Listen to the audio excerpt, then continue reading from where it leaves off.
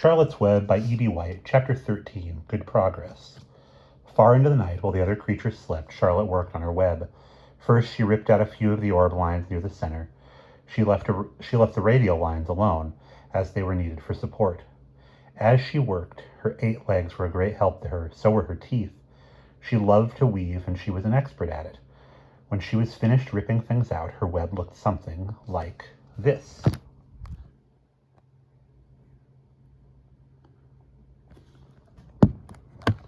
A spider can produce several kinds of thread. She uses a dry, tough thread for foundation lines, and she uses a sticky thread for snare lines, the ones that catch and hold insects.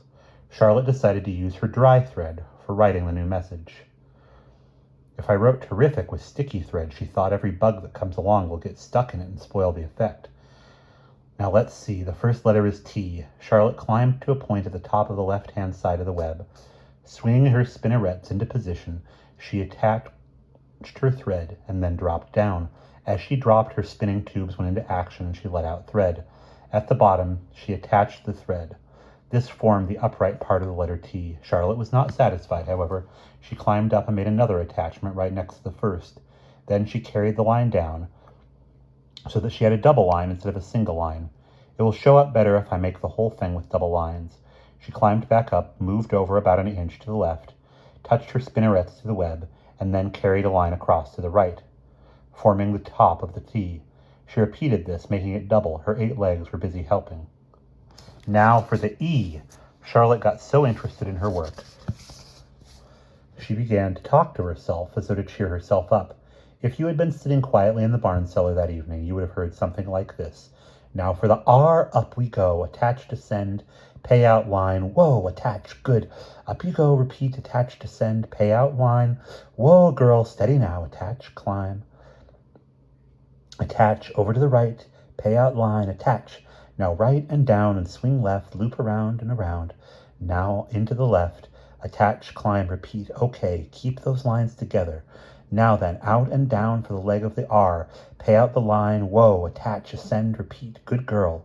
And so, talking to herself, the spider worked at her difficult task. When it was completed, she felt hungry. She ate a small bug that she had been saving, then she slept. Next morning, Wilbur arose and stood beneath the web. He breathed the morning air into his lungs. Drops of dew catching the sun made the web stand out clearly. When Lurvy arrived with breakfast, there was the handsome pig, and over him, woven neatly in block letters, was the word terrific. Another miracle. Lurvy rushed and called Mr. Zuckerman. Mr. Zuckerman rushed and called Mrs. Zuckerman. Mrs. Zuckerman ran to the phone and called the Arables. The Arables climbed into their truck and hurried over. Everybody stood at the pig pen and stared at the web and read the word over and over. Well, Wilbur, who really felt terrific, stood quietly, swelling out his chest and swinging his snout from side to side. Terrific, breathed Zuckerman in joyful admiration. Edith, you better phone the reporter on the Weekly Chronicle and tell him what has happened. He will want to know about this. He may want to bring a photographer. There isn't a pig in the whole state that is as terrific as our pig. The news spread. People who had journeyed to see Wilbur when he was some pig came back to see him now that he was terrific. That afternoon, when Mr. Zuckerman went to milk the cows and clean out the tie-ups, he was still thinking about the wondrous pig he owned.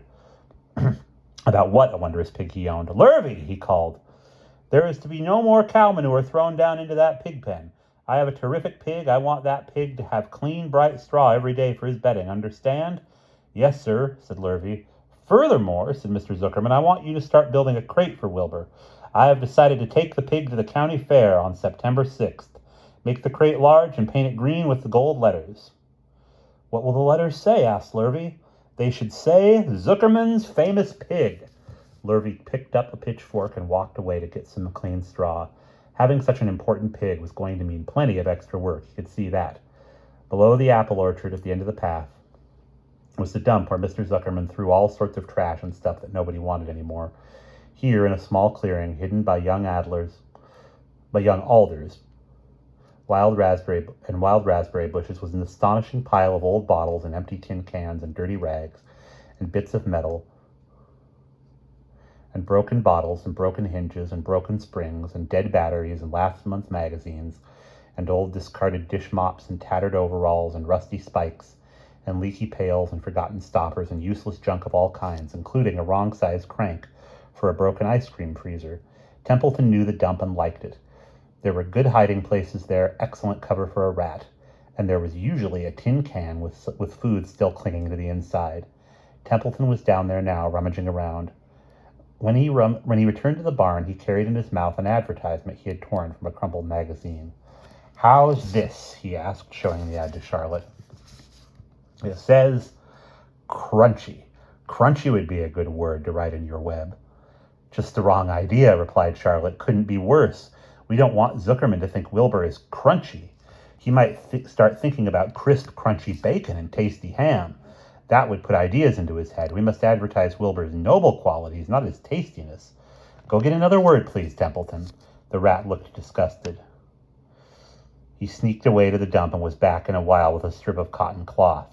"How's this?" he asked. "It's a label off an old shirt." Charlotte examined the label. It said pre-shrunk. "I'm sorry, Templeton," she said, "but pre-shrunk is out of the question. We want Zuckerman to think Wilbur is nicely filled out, not all shrunk up. I'll have to ask you to try again."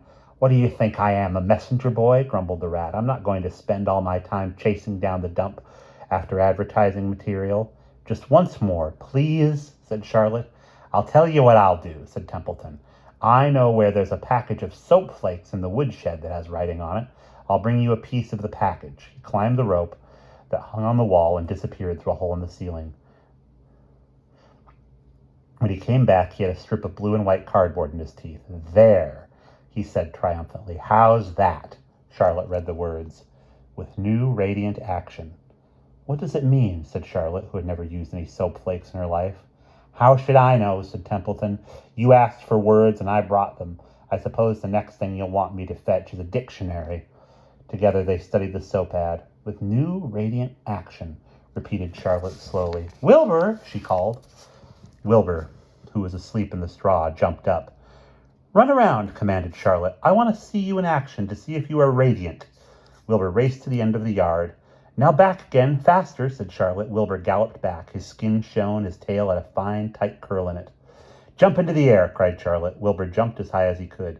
"Keep your knees straight and touch the ground with your ears," called Charlotte. Wilbur obeyed. "Do a backflip with a half twist in it," cried Charlotte. Wilbur went over backwards, writhing and twisting as he went.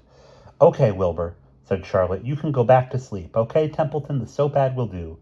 I guess I'm not sure Wilbur's action is exactly radiant, but it's interesting." "Actually," said Wilbur, I feel radiant." "Do you?" said Charlotte, looking at him with affection. "Well, you're a good little pig, and radiant you shall be. I'm in this thing pretty deep now. I might as well go the limit. Tired from his romp, Wilbur lay down in the clean straw. He closed his eyes. The straw seemed scratchy, not as comfortable as cow manure, which was always delightfully soft to lie in. So he pushed the straw to one side and stretched out in the manure. Wilbur sighed. It had been a busy day, his first day of being terrific. Dozens of people had visited his yard during the afternoon, and he had to stand and pose, looking as terrific as he could. Now he was tired. Fern had arrived and seated herself quietly on the stool in the corner. "Tell me a story, Charlotte," said Wilbur, as he lay waiting for sleep to come. "Tell me a story." So Charlotte, although she too was tired, did what Wilbur wanted. "Once upon a time," she began, "I had a beautiful cousin who managed to build her web around a small stream. One day a tiny fish leaped into the air and got tangled in the web. My cousin was very much surprised, of course. The fish was thrashing wildly. My cousin hardly dared tackle it. But she did. She swooped down and threw great masses of wrapping material around the fish and fought bravely to capture it." "Did she succeed?" asked Wilbur. "It was a never-to-be-forgotten battle," said Charlotte. "There was the fish, caught only by one fin, and its tail wildly thrashing and shining in the sun. There was the web sagging dangerously under the weight of the fish."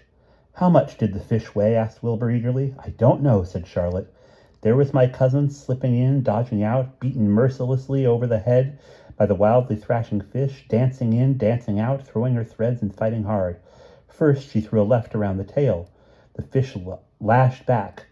Then a left to the tail and a right to the midsection. The fish lashed back. Then she dodged to one side and threw a right and another right to the fin. Then a hard left to the head, while the web swayed and stretched."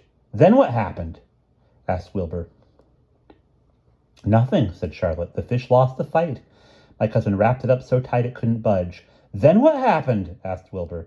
Nothing, said Charlotte. My cousin kept the fish for a while, and then when she got good and ready, she ate it.